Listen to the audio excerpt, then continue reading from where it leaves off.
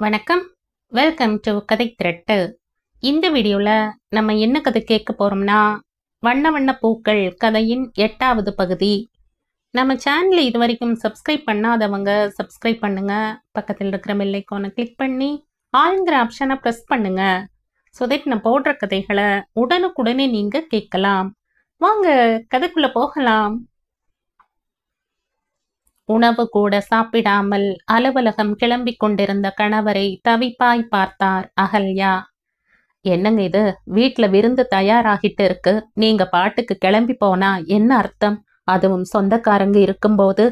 நீ கட்டி அழு. உன் மகன் புத்தம் புதுசா ஒரு கல்யாணம் பண்ணிட்டு வந்திருக்கான் பாரு, அத விருந்து வச்சு கொண்டாட எச்சில் இலை எடுத்துட்டு வந்திருக்கான். இது ஒண்ணுதான் குறை. தாமோதர் சொல்ல அந்த நேரம் சரியாய் அறையை கடந்த விஜயின் காதுகளில் அந்த வார்த்தை விழ அவன் வேறாகி போனான். என்ன வார்த்தையப்பா இது? நீங்க என்னை எத்தனை வேணா அவமானப்படுத்த உரிமை இருக்கு, ஆனா மித்ராவை சொல்ல உரிமை இல்ல. அதுவும் அவளை நீங்க சொல்ற அந்த வார்த்தை எத்தனை கீழ்த்தரமானது. விஜயின் முகம் கோபத்தில் சிவக்க தாமோதர் அதைவிட ஆக்ரோஷமாக மாறியிருந்தார். பாத்தியா அகல்யா, உன் மகன் என்ன வார்த்தை பேசுறான்னு? இது வரைக்கும் என் முன்னாடி நின்னு பேசாதவன் இப்ப எதிர்த்து பேசுறான்னா என்ன அர்த்தம்? யார் காரணம்? யாரும் காரணம் இல்ல, நீங்க சொன்ன வார்த்தை தான் காரணம். நான் சுரேந்தரோட எச்சில் பால் குடிச்சவன் தான். எனக்கு அதுல எந்த குறையும் இல்ல. என் அண்ணனோட கடமையை நான் சுமக்கிறதுல நான் எந்த அசிங்கமும் இருக்கிறதா உணரல. மித்ரா பொருள் இல்ல, உயிர். இனிமேல் இந்த மாதிரி வார்த்தைகள் பேசாதீங்க. அது கத்தி இல்லாம என் மனசு அறுக்குது.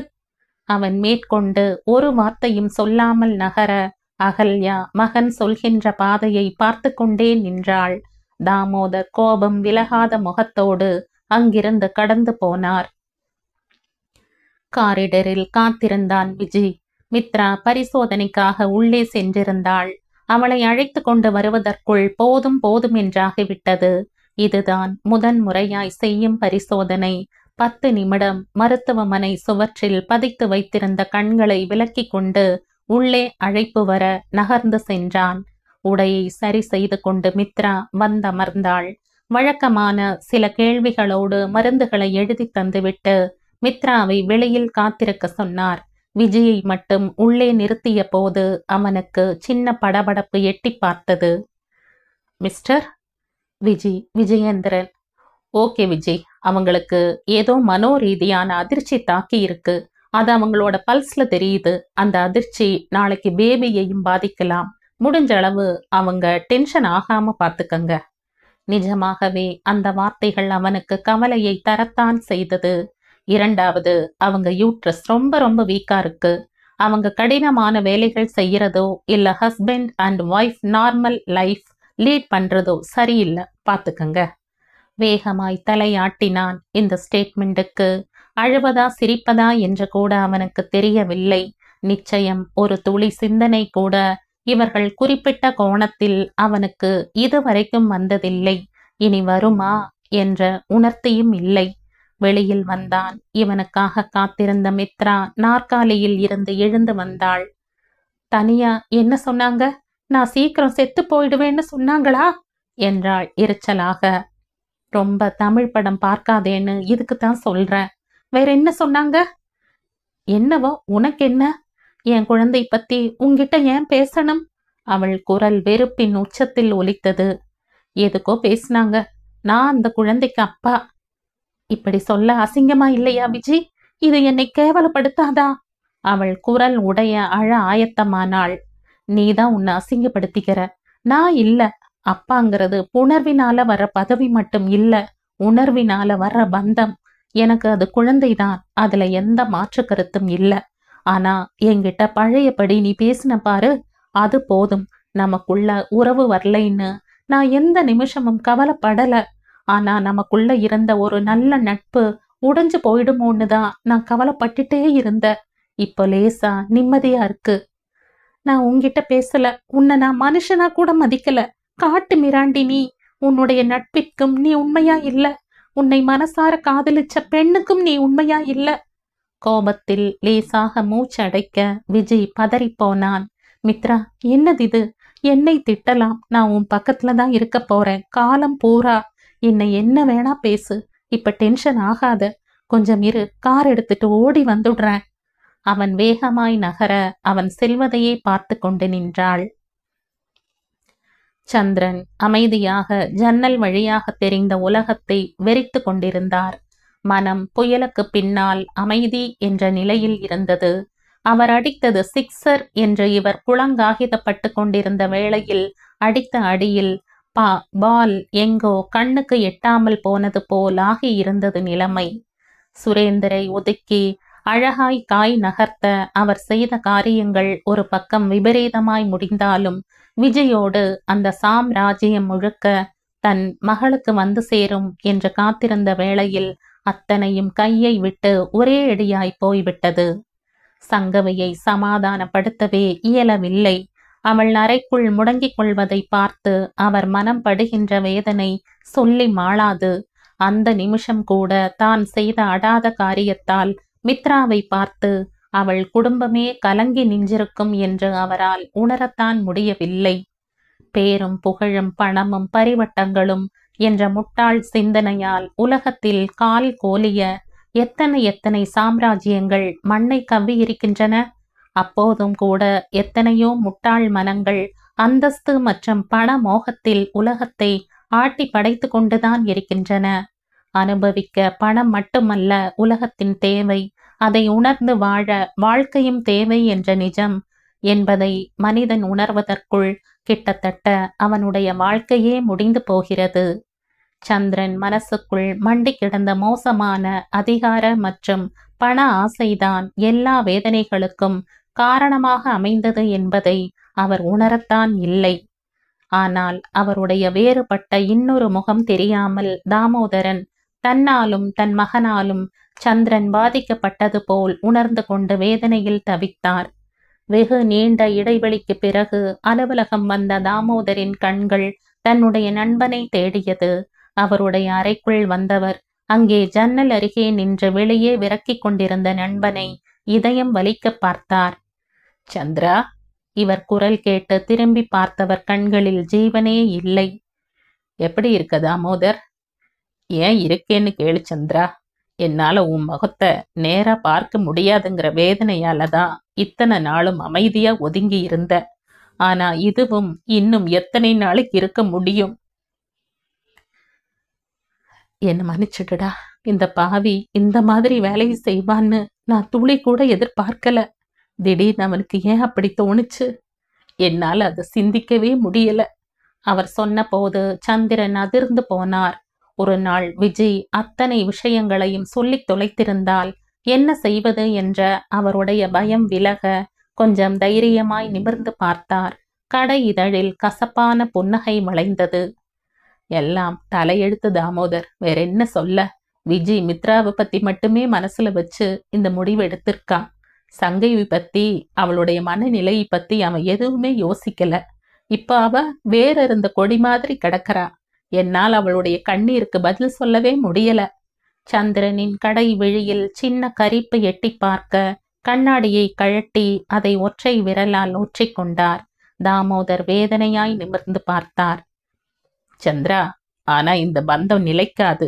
விஜய்க்கு மித்ரா மேல எந்த பிடிப்பும் இல்ல. அவள் மேல இருக்கிற இரக்கத்தால தான் இந்த முடிவுக்கு வந்திருக்கான். ஆனா வெறும் இரக்கம் மட்டும் போதாது குடும்பம் பண்ண. நிச்சயம் அவன் மித்ராவை விட்டு விலகி சங்கவி கிட்ட வருவாங்கிற நம்பிக்கை இருக்கு. சொன்னவரை நம்பிக்கை இல்லாமல் பார்த்து கொண்டிருந்தார் சந்திரன். முதல்ல நம்ம கம்பெனியோட ஷேர் ஹோல்டர்ஸ்ல சங்கவியையும் ஒரு ஆளா சேர்க்க முறைப்படி எல்லா வேலைகளையும் செய்து முடிக்கணும். அப்பதான் முறைப்படி சங்கவி இந்த அலுவலகத்துக்கு வந்து போக முடியும். யார் முடிவு செய்தாலும் செய்யாட்டாலும் நான் முடிவு செய்ததுதான். சங்கவிதான் என் வீட்டு மருமகள். இதுல எந்த மாற்றமும் இல்லை. தாயில்லாத பொண்ணு. சின்ன வயசுல இருந்து அவள் இந்த வீட்டு மருமகள்னு ஆசைய நாம் எல்லாரும் சேர்ந்து அவளுடைய மனசுல வளர்த்துட்டோம். இப்போ அது இல்லைங்கிறத மட்டும் எப்படி அவளால தனியா சமாளிக்க முடியும்? இந்த நிமிஷம்தான் அவளுக்கு நாம உணர்வு பூர்வமான துணையை தரணும். இந்த மாற்றமும் நிர்வாக பங்களிப்பும் எல்லாத்துக்கும் மேல விஜயுடைய அருகாமையும் அவளை நிறைய நிறைய மாற்றும். நான் நம்புறேன். உறுதியாய் சொன்ன நண்பனை கொஞ்சம் மிகுந்து நிமிர்ந்து பார்த்தார். விஜி எந்த விஷயத்தையும் தாமோதரிடம் கொண்டு சேர்த்திருக்கவில்லை. இனி அவன் கொண்டு சேர்த்தாலும் அதுவும் சாட்சி இல்லாத பொய் போலத்தான் அவருக்கு தோன்றுமே தவிர நம்பக்கூடியதாயிருக்காது. சந்திரன் மையமாக தலையசைத்தார். சின்ன சந்தோஷம் மனதிற்குள் அரும்பி இருந்தது. அறை என்பது சந்தோஷத்தை விதைக்கின்ற இடமாக அமைவது துணையோடு நகரும் நாள் வரைக்கும் தான். தன்னை அறைக்குள் முடக்கிக் கொண்டு நகர்கின்ற வாழ்க்கை சிறையை விடமும் வெறுமை கொண்டதாக இருந்தது. காலம் நினைவுகளில் எந்த மாற்றத்தையும் ஏற்படுத்தவில்லை என்றாலும் மெல்ல மெல்ல ஊடாடிய சிந்தனைகள் மேலே ஏடு போல் படிந்து கிடந்த நினைவுகளை அடி ஆழத்திற்கு இடம் மாற்றியிருந்தது. லேசாய் தெளிந்திருந்த மனம் சின்ன சின்ன இயல்புக்கு தன்னை சமன் செய்து கொள்ள கற்றிருந்தது. பூரிக்க தொடங்கி இருந்த வயிறு மனதிற்குள் புது கிளர்வை உண்டாக்கி இருந்தது.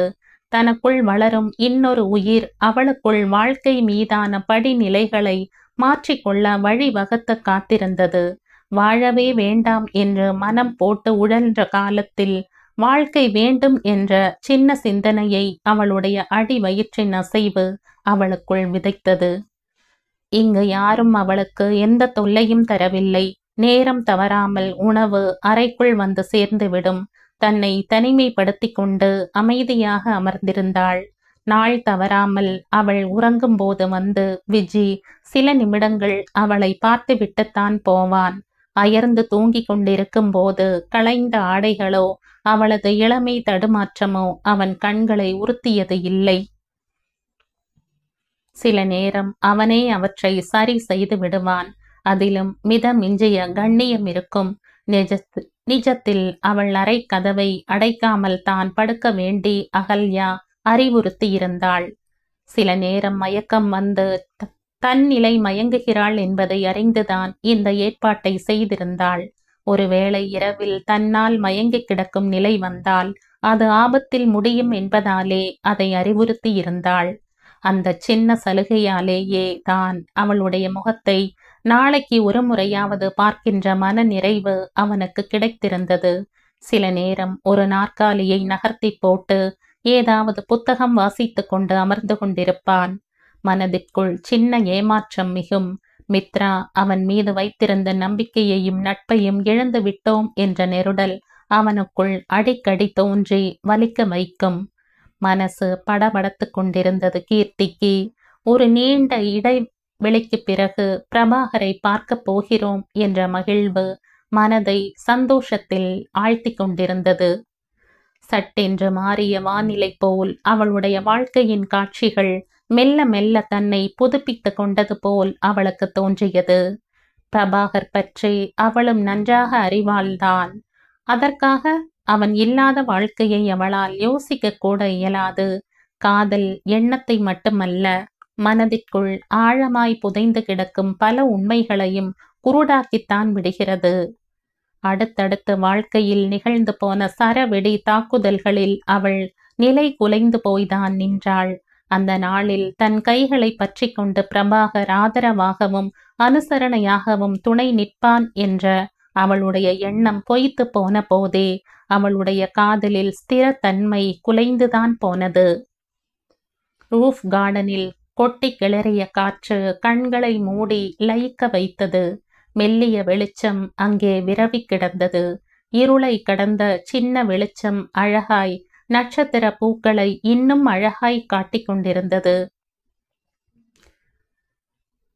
கீர்த்தி குரல் கேட்டு முகம் உயர்த்தினாள். இருவர் கண்களிலும் சின்ன தடுமாற்றமும் அதை தொடர்ந்து காதல் பரிமாற்றமும் நொடியில் நிகழ்ந்து கடந்து போனது. எப்படி இருக்க கீர்த்தி? இந்த வார்த்தை கேட்க நமக்குள்ள காதல் மட்டும்தான் இருக்கணும்னு இல்ல பிரபா, நட்பு இருந்தாலே போதும்னு நான் நம்புனேன். அது என்னுடைய தப்புன்னு இப்ப புரியுது. கண்ணீர் பூத்தது அவள் விழிகளில். அவனுக்கே தான் செய்தது தவறென்று புரிந்தது. தப்புதான் கீர்த்தி. அந்த அமைதிக்கு காரணம் உன் மேல இருந்த கோபமோ பாராமுகமோ இல்ல. இந்த சூழ்நிலையில உன்னுடைய மனநிலை எப்படி இருக்குன்னு என்னால கணிக்க முடியல. எப்பவும் சூட்டோட விளக்கம் கொடுத்து வில்லங்கத்தை வாங்குறதை விட ஆறுன பிறகு கிடைக்கிற தெளிவு அற்புதமானதாக இருக்கும்னு நான் நம்பினேன்.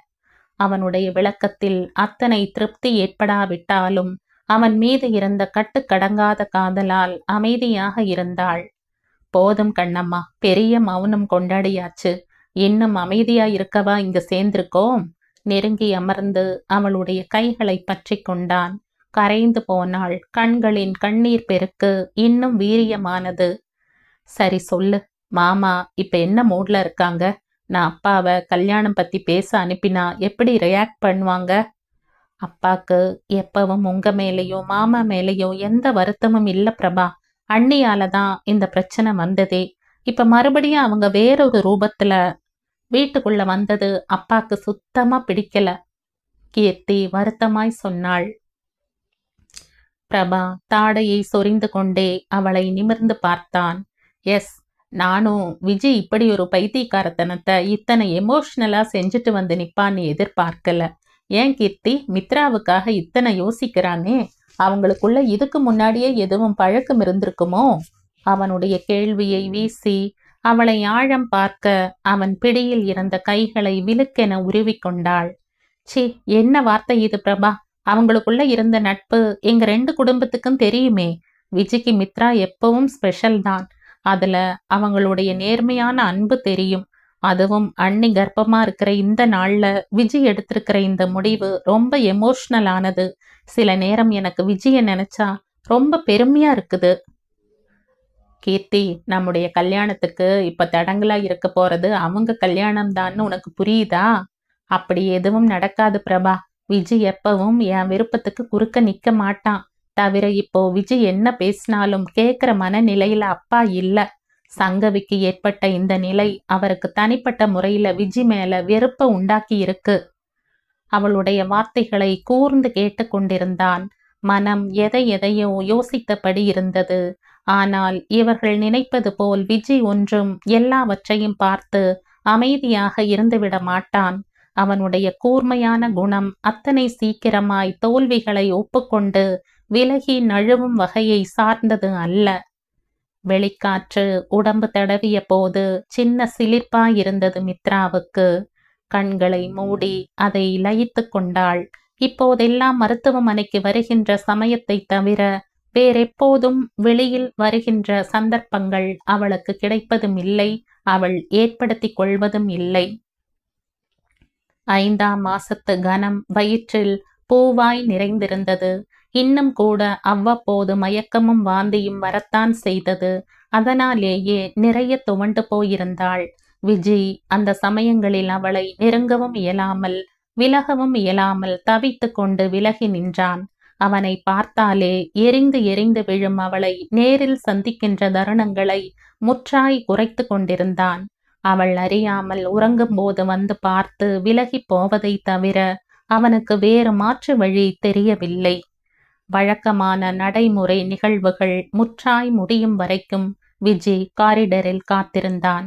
மருத்துவரை சந்தித்து அவள் உடல் நிலை குறித்து விசாரித்து திருப்தி உற்ற பிறகுதான் திரும்பி வந்தான். காரில் அமைதியாய் அருகில் அமர்ந்திருந்த தோழியை பார்த்தான். வெகு நாட்களாகிறது அவள் விழி திறந்து இருக்கும்போது பார்த்து. ஆனால் ஜீவன் இல்லாத அந்த விழிகள் அவனை இம்சித்தது. மித்ரா, அவனுடைய அழைப்பில் விழி திருப்பினாள். இன்னும் எத்தனை நாளைக்கு இந்த மௌன நாடகம்? பதில் தராமல் வெளியில் விரக்கினாள். நான் உன்கிட்ட உரிமை கேட்கல. என்னுடைய பழைய நட்போட தான் வந்து நிக்கிறேன். அது உனக்கு எப்போ புரியும் என்றான் அயர்ச்சியாய். அவள் கை விரல்களை ஆராய்ந்து கொண்டு அமைதியாக அமர்ந்திருந்தாள். வீட்டுக்கு போகலாமா? அவனுடைய குரல் வறண்டு கிடந்தது. முகம் உயர்த்தி பார்த்தாள். அவனுடைய நிலை அவளுக்குள் வெறுமையை கசிய வைத்தது. என்ன விஜய், உனக்கு இப்ப வேணும்? நீ செய்தது அத்தனை உயர்வான செயல்னு கொண்டாடி விழா எடுக்கணுமா? இந்த காரியத்தால நான் சங்கவி முகத்தை கூட நிமிர்ந்து பார்க்க முடியாத நிலைக்கு வந்திருக்க. உன்னாலதானே என்னுடைய நட்பு போச்சு. உனக்கு எல்லாம் போகட்டும். அவள் கோபமாய் சொன்னாலும் அதில் குழைந்த குழந்தைத்தனத்தை பார்த்து விஜய் சின்னதாய் சிரித்து கொண்டான். அவள் அறியாமல். சங்கவிக்கு எப்பவும் உன் மேல கோபம் இல்ல மித்ரா. உன்னையும் அழிச்சுக்கிட்டு என்னையும் அழிக்கிற இந்த கல்யாணத்தை எதுக்கு நீ செஞ்ச? இதுக்கு குறைந்தபட்சம் என்னுடைய சம்மதமாவது வேணுங்கிற தெளிவு கூட இல்லாம. அவள் மறுபடியும் முதலில் இருந்து ஆரம்பிக்க அவன் ஹேவென பார்த்தான். மித்ரா, போதும், இத பத்தி நிறைய பேசியாச்சு நாம 2 பேரும். இப்போ அதனால எதுவும் மாறி போயிடல. நான் என்ன உன்கிட்ட உரிமை போராட்டமா நடத்திட்டு இருக்கேன்? சின்ன சிரிப்பை இதழ்களில் மறைத்து கொண்டு அவன் வண்டியை செலுத்த திரும்பி முறைத்தாள். ஏன், நடத்தித்தான் பாரு. ஐயோ, எனக்கு எந்த உரிமையும் வேணாம்மா. என்னுடைய பழைய மித்ரா என் கூட இருந்தா போதும். அந்த கோபமும் அதுவே அடுத்த நொடி அன்பா மாறுகிற வரமும் இருந்தா போதும். எனக்கு அது மட்டும் போதாது விஜி. மித்ரா, இது போதும்னு நினைச்சு நான் வேணா வாழலாம். நான் ஒரு விடோ. ஆனா நீ ஏன் இத்தோட எல்லாம் போதும்னு வாழணும்? தியாகத்துக்கு கூட அளவு இருக்கு விஜி. அவளுடைய வார்த்தைகளில் கவனத்தை மடக்கியவன் திரும்பி பார்த்தான். சின்னதாய் இதழ்கள் வளைந்தது. நீ இன்னும் விடோதானா மித்ரா? அவனுடைய கேள்வியில் நிஜமாகவே திணறித்தான் போனாள். விஜி, என்ன கேள்வி இது? அவளுடைய தலை தன்னால் தாழ அவள் கண்களில் இனம் புரியாத கலக்கம் ஈரமாய் படர்ந்தது. ஏன் மித்ரா தயங்குற? ஆமான்னு சொல்ல வேண்டியது தானே. நான் எந்த இடத்திலும் நீ என்னை வேற விதமா பார்க்கணும்னு கட்டாயப்படுத்தல. ஆனா என்கிட்ட முன்னே இருந்த மாதிரி இயல்பா இருக்கலாம் இல்லையா? நீ கட்டாயப்படுத்தல. ஆனா எனக்கு குற்ற உணர்ச்சியா இருக்கு விஜி. அது ஏன் உனக்கு புரியல? என்னால அந்த உணர்வை தாண்டி வரவே முடியல. சங்கவிக்கு உனக்குமான நடுவில் இருந்த காதலுக்கு நானே மௌன சாட்சியா இருந்துட்டு இப்ப நான் அந்த அன்புக்கு நடுவுல வந்து நின்னா என் மனசு என்ன கஷ்டப்படும்னு ஏன் விஜய் உனக்கு புரியல? இப்போ உனக்கு அதுதான் பிரச்சனையா மித்ரா? இப்போ என்னை ஏன் மடக்கி மடக்கி கேள்வி கேட்கிற நீ? உனக்கு கோபம் வரட்டும்னு தான் சொல்லிவிட்டு நமட்டு சிரிப்பு சிரிக்க அவள் முறைத்து பார்த்தாள். அந்த நட்பில் அவனுக்குள் சாரல் அடித்தது. இந்த நேசம்தான் அவர்களுக்குள் இருந்த அடையாளம். அது எதுவாக மாறுகிறதோ இல்லையோ, எதுவும் இல்லாமல் போகக்கூடாது என்றுதான் அவன் பாடுபட்டு கொண்டிருந்தான். மித்ரா, ஐஸ்கிரீம் சாப்பிட்றியா? வேணாம் வேணாம். உனக்குத்தான் பிஸ்தா குல்பி பிடிக்குமே. இப்ப பிடிக்கிறது இல்ல எதுவும். ஓகே, போகலாம். அவன் பாதையில் கவனம் செலுத்த சிறிது இடைவெளி விட்டு அவளே கேட்டாள். நீ சாப்பிடணுமா என்ன? அதை பத்தி உனக்கு என்ன? நீதான் வேண்டாம்னு சொல்லிட்டியே. எனக்காக எத்தனை விருப்பத்தை தள்ளி போடுவ? அப்படியெல்லாம் எதுவும் இல்ல. மற்றவங்களுக்கு புனிதத்தனமா தெரியற ஊர் அங்கே வாழறவங்களுக்கு வெற்றி இடம்தான். இந்த இடத்துக்கு இந்த உதாரணம் எதுக்கு? சரியா ஒட்டவே இல்ல. அவள் முகவாயை சுழிக்க அவன் பெருங்குரல் எடுத்து சிரித்தான். அது இது பெரிய தியாகம் மண்ணாங்கட்டின்னு மத்தவங்க சொல்றாங்க. எனக்கு இது ஒண்ணும் இல்லைன்னு சொல்ல வந்த. உனக்கு இது ஒண்ணும் இல்லதான். இது தியாகம் இல்ல, பழிவாங்கல். என்னை கொண்டு வந்து வேதனையில மாட்டி விட்டு போக்குல நீ இருக்கிற திமிர்த்தனம்.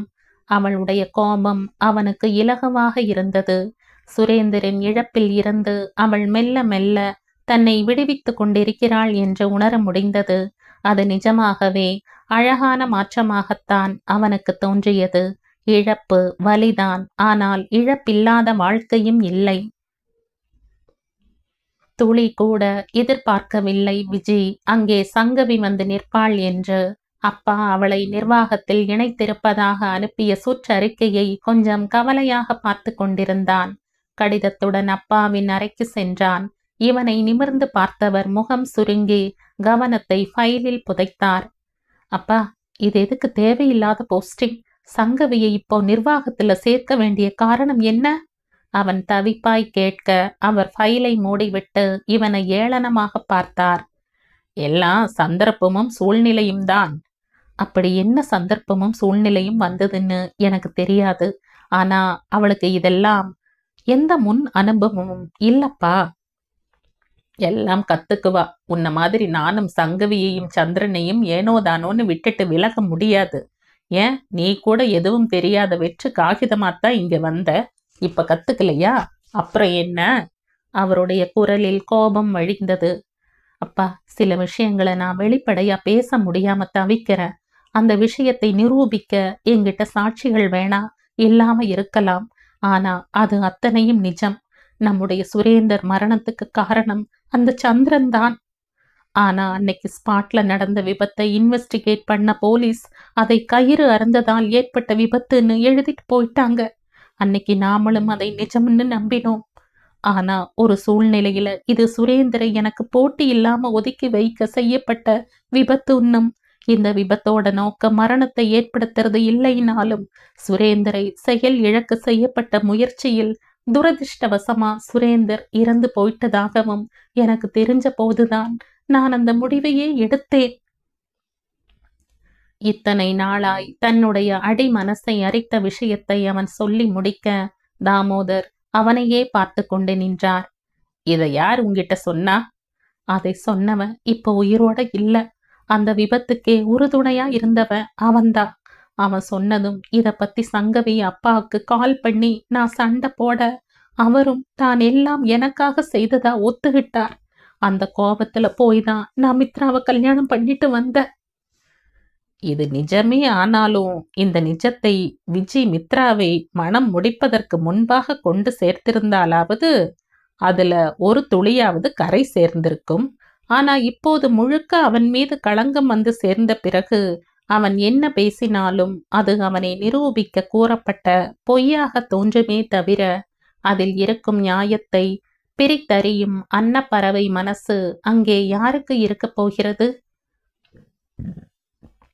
உன்னுடைய தப்பை மறைக்க நீ கீழ்த்தரமா போய் சொல்ற விஜி.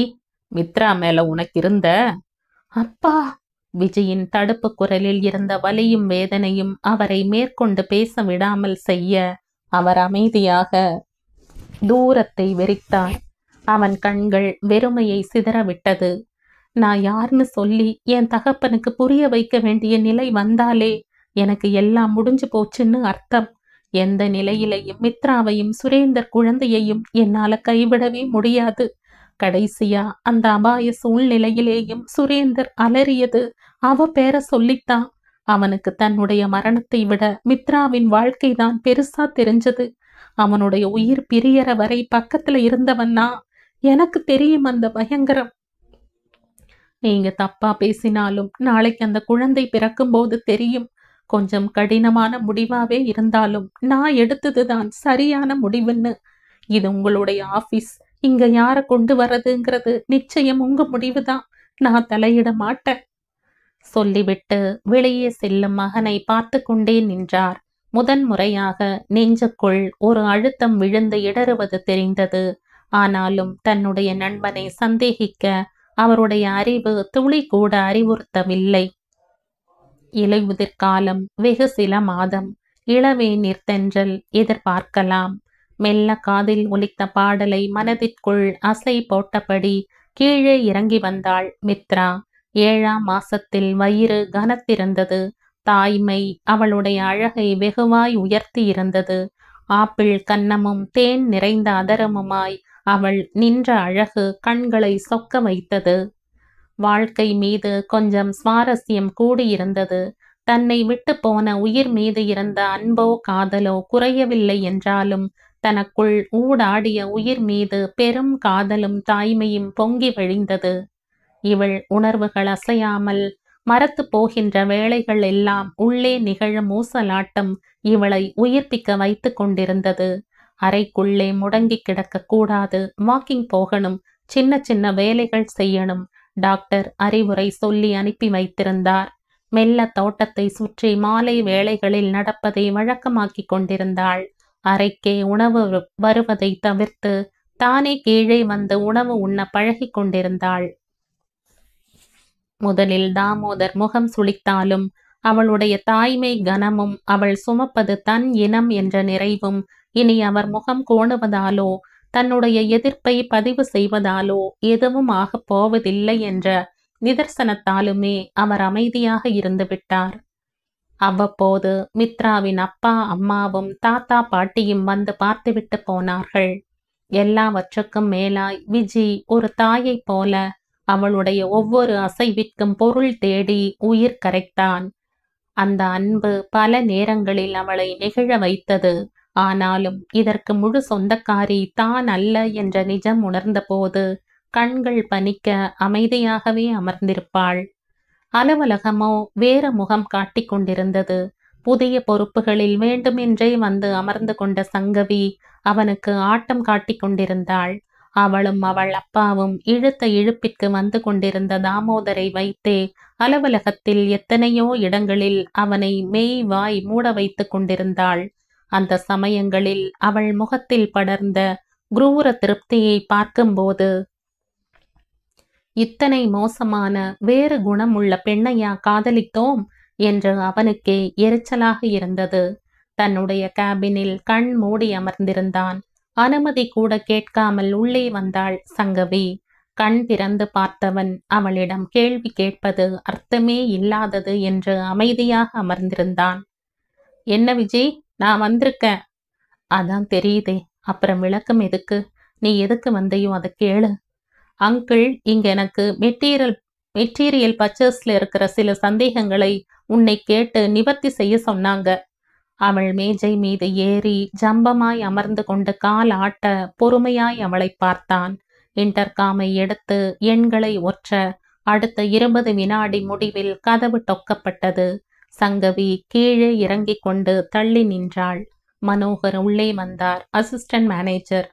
மனு, இவங்களை கூட்டிட்டு போய் இவங்க கேட்கிற சில விஷயங்களை புரியற மாதிரி சொல்லி கொடுங்க என்றார். சங்கவி அவனை முறைத்து கொண்டே நின்றாள்.